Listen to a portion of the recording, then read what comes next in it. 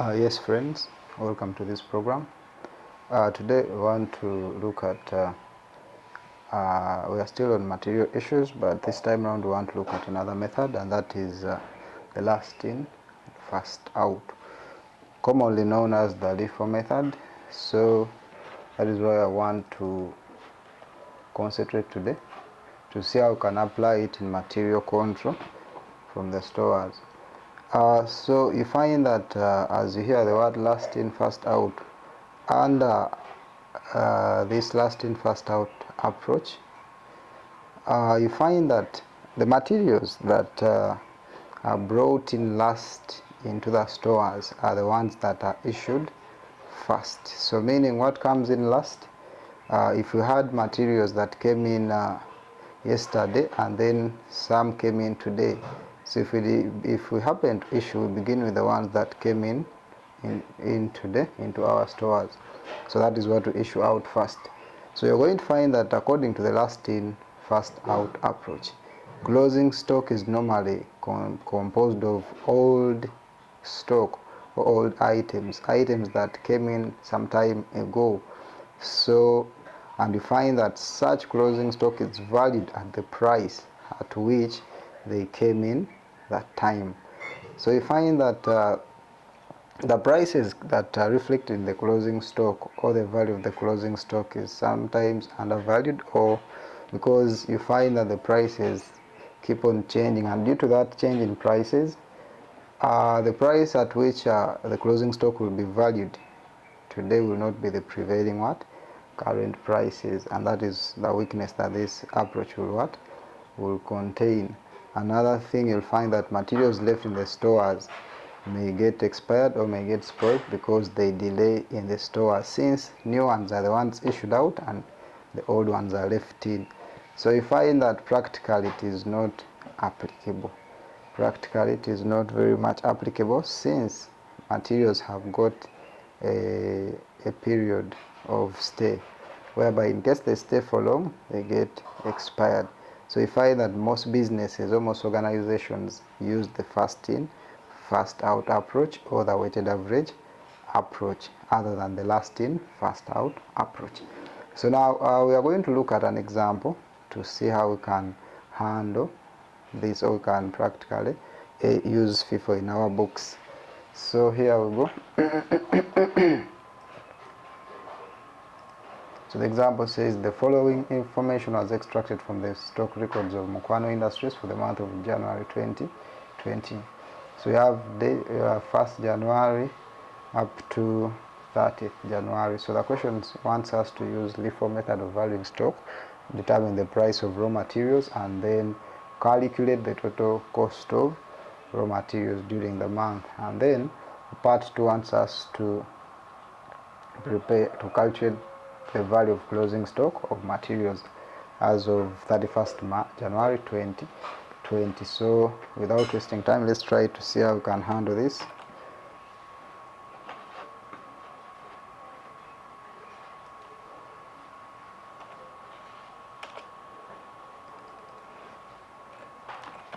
Part 1.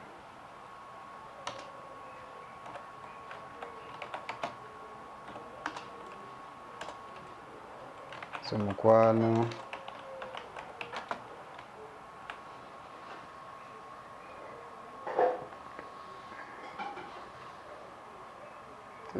Industries.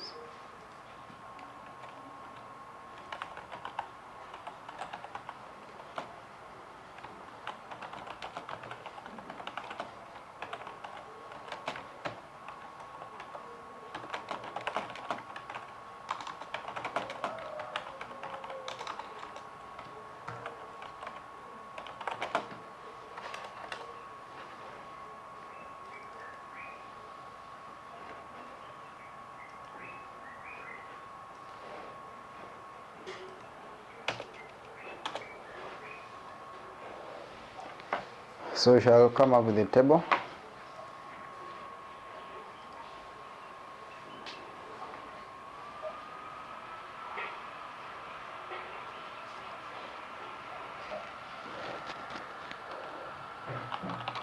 We shall have the date, then receipts Receipts caters for purchases, things that are bought into the store, into the stores.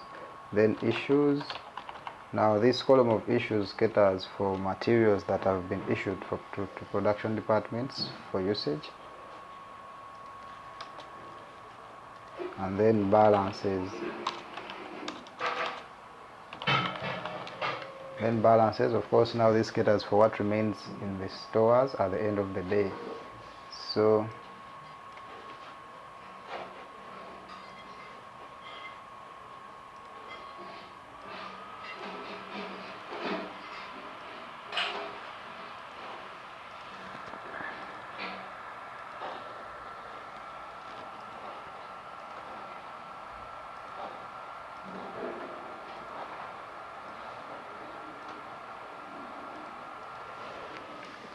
you find that under receipts we shall have three columns. That is the column of quantity, we shall have a column of price, then we shall have a column of amount.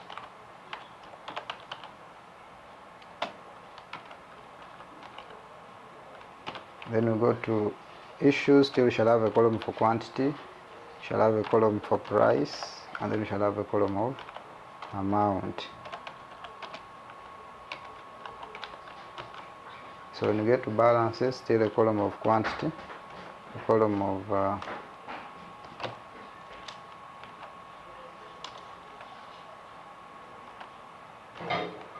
of price, and then a column of amount.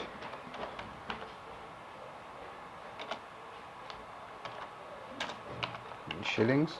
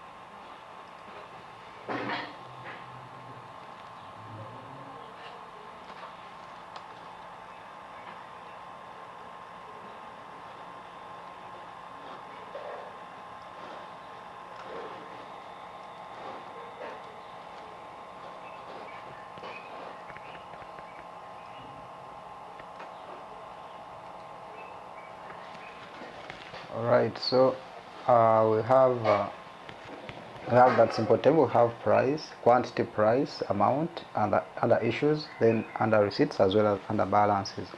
So now, without wasting time, you can go to the question and see what transactions we do have.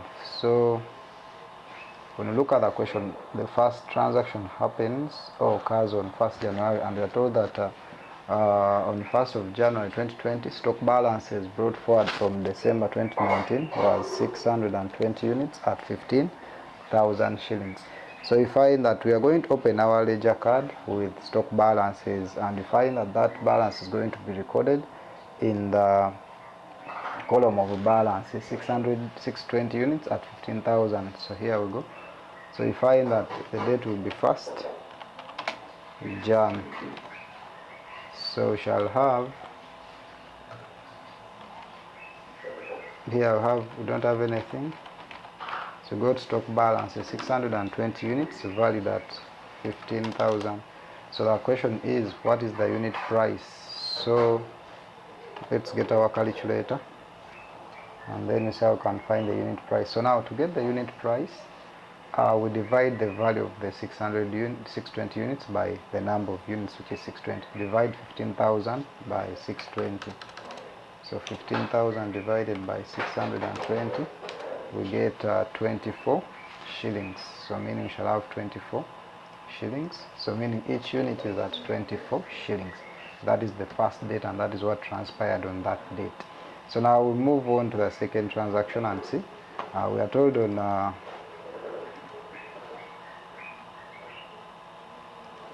on 3rd December 2020 purchased 2,000 units at 1,000 shillings each. So now we are going to record the purchases under receipts because the stores is going to receive materials from the supplier. So 3rd, we shall have receipts 2,000 units at a price of 1,000. So 2,000 units at a price of 1,000, as you can see.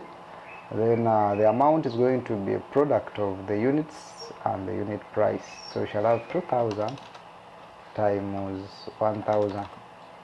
We get 2 million shillings. So we shall have stock worth 2 million shillings.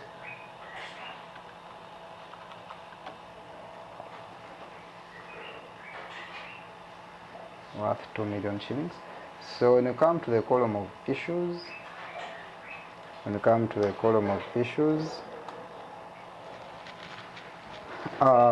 we shall have, since we've not issued, we shall have column dashes in these columns, and then our stock balances now will be affected because initially we had 620, now we are bringing in 2,000. So meaning the quantity will inflate by 2,000.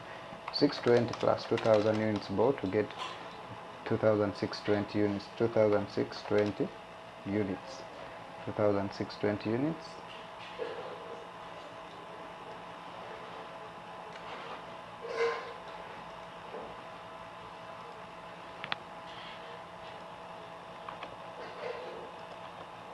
So now, what would be the value of the 2,620 units? Now, to get the total value of the 2,620 units, we add 15,000 for the previous 620 units, plus the 2 million for the newly brought in 2,000 units. So 2 million plus 15,000, we get 2,015,000.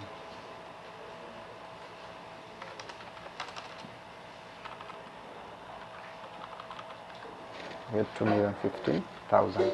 So that is that date. Then I will move on to the next date and see what transpired on the following date. So on the following date, 5th January 2020, issued 1,500 units. Issued 1,500 units on this date. 5th, we issued 1,500 units. Now this is now where we are going to see the last in, first out concept brought out. So we shall have 5th. We have issues. So come and record under issues. How many units? 1,500 units. Now, when we are picking out, we pick from the last batch that came in. So you find that we have two batches. We have the batch of 2,000, and then we have another batch of 620, the one that was brought forward. Now, when you are picking, we are going to pick out from the latest batch. So the latest batch that came in was that of 3rd. So we pick from this batch 1,500. We come and pick out 1,500. So meaning that when we pick out 1,500, what shall we be left with? Shall we be left with 500 units more in the stores. So shall be left with 500 units. So we can, so meaning in that batch that came in on 3rd, of 2,000, when we issue out 1,500, we shall be left with 500 units in our stores. So now, what was the price at which they were bought? They were bought at 1,000 shillings each, as you can identify. So meaning the price is going to be 1,000. And what would be the total value of the issued materials? That is 1,500 units times 1,000 shillings per unit, giving us 1.5. That is 1,500,000. So when you come to the column of balances, the raw material items are going to reduce by 1,500, and then the amount of 2,015,000 will also reduce by 1.5 million. So we shall have 2,620 minus 1,500 units issued. So meaning we shall be left with 120 units in our stores, valued at 2,015,000 minus 1,500,000. You get 515,000. So that is what transpired on 5th. So now we move on to the next date. So let's check the next date and see what happened. When you come to the next date, that was 10th of December. So 10th December received 600 units, each at shillings 1,300, and issued 500 units. So on that date we received and then issued. So now let's first receive the 600 units at 1,300 and then later on issue. So here we go. 10th, we received how many units? We received 600 units at 1,300. 600 units at 1,300. So the amount would be 600 times 1,300. We get 780,000. So meaning that our under issues we shall have dashes, then our quantity balances will increase by the 600 units. So meaning we shall have 1120 plus the newly brought in 600, we shall have 1,720 units.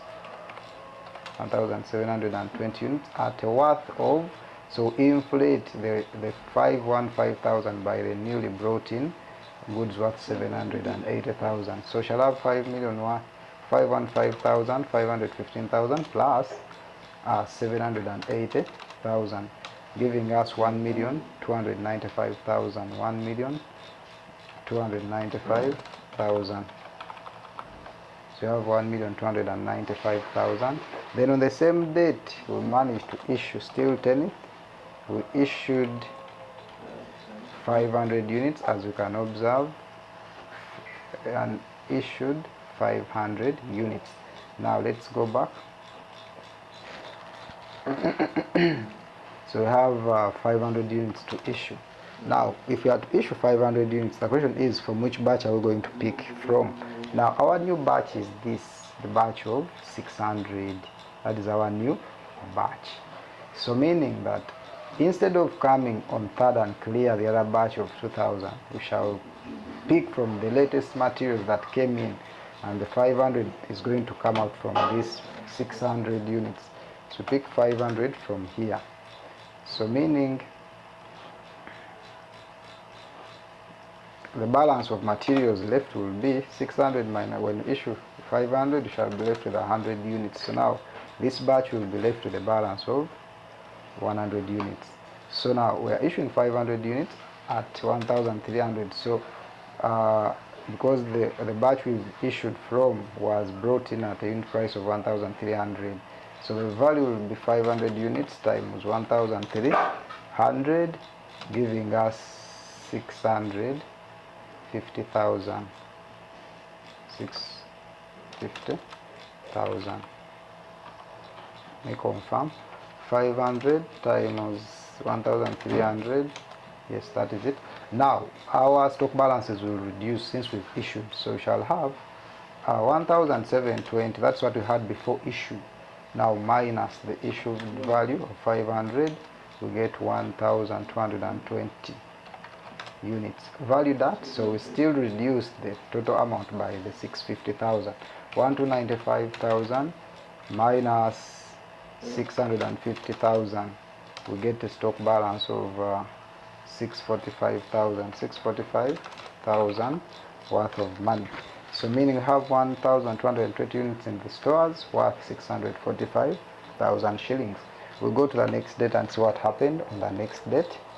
So on 15th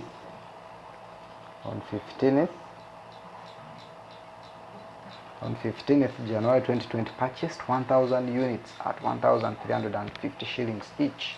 So we are going to receive. So that was 15th of January. We purchased 1,000 units at 1,350 shillings, giving us 1,350,000 shillings worth of value. So meaning the stock balances will have to increase by 1,000 units. So meaning we shall have 1,220 units plus 1,000 units, giving us 2,220 units worth. So also increase the monetary value, that is 645,000 plus 1,350,000, giving us 1,995,000. 1,995,000.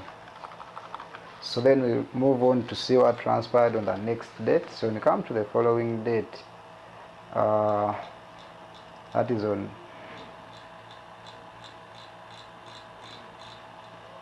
I think this should be another date, on 19th.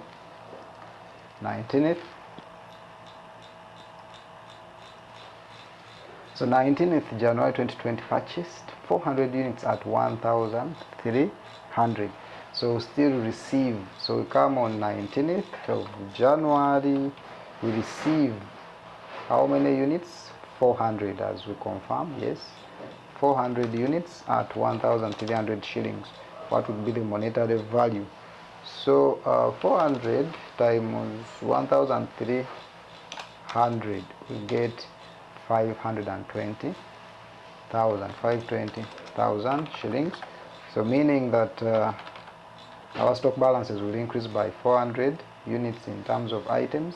So 2220 plus 400 shall have 2,620 units valued at the value will be 1,995,000 plus 520,000 of the newly brought in stock, that is 2,515,000. 2,515,000. So here we go. So then we look at what happened on the next date. So get to the question. So the next question here came, the next day transaction on 20th says issued 250 units. So now we come to our schedule. 20th, we issued 250 units. Now, from which batch are we picking? So, remember we have some balances in the previous batches, but we shall pick from the latest batch, and that is the batch of 400. So, we shall come and pick out 250 units from this latest batch, and shall be left with, so 400 minus 250 units, we shall have a balance of 150 units. So meaning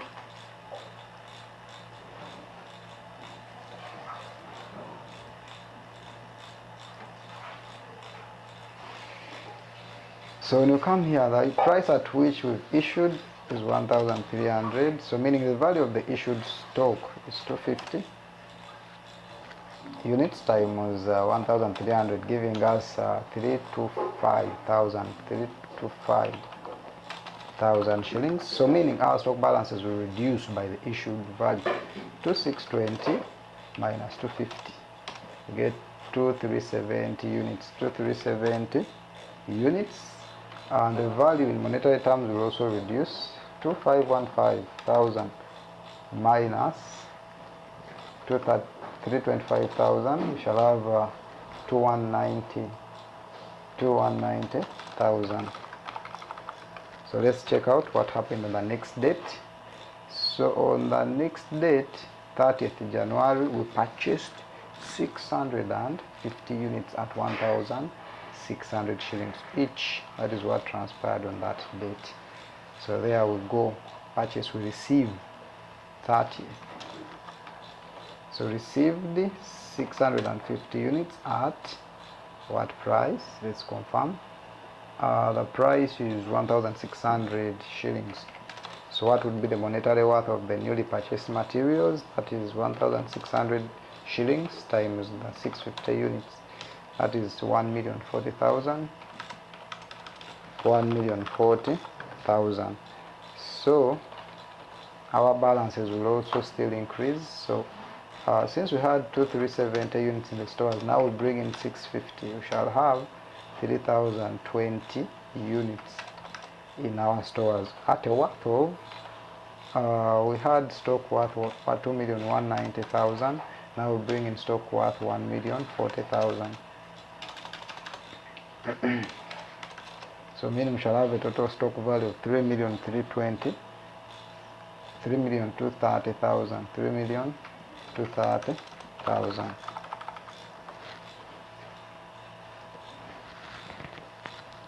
So check out back to the question. So basically those are the transactions we had. So meaning this is our storage card prepared. So you're going to find that by the end of the month, we shall have our closing inventory in terms of units. We shall have 3,020 units at a worth of 3,230,000. So part 2 wanted us to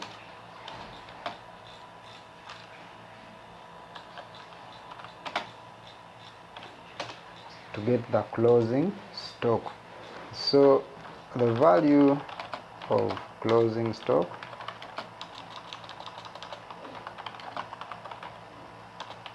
is as follows. So we have closing units, closing stock in terms of units,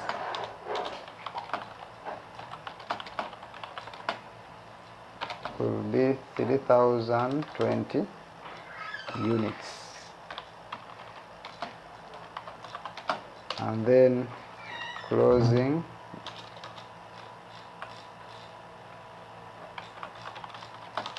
stock in terms of value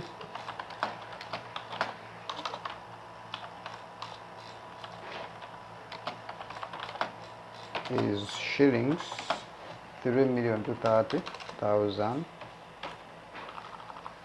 So basically that is the answer for part 2.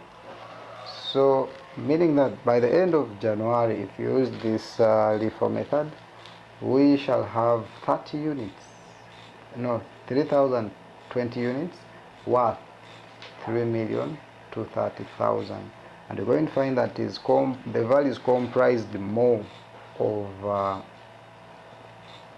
items that were brought in later. So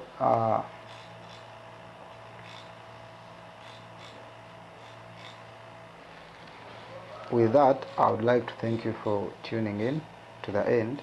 So this will be the end of our lecture for today. Thank you so much. We'll meet next time in our next topic.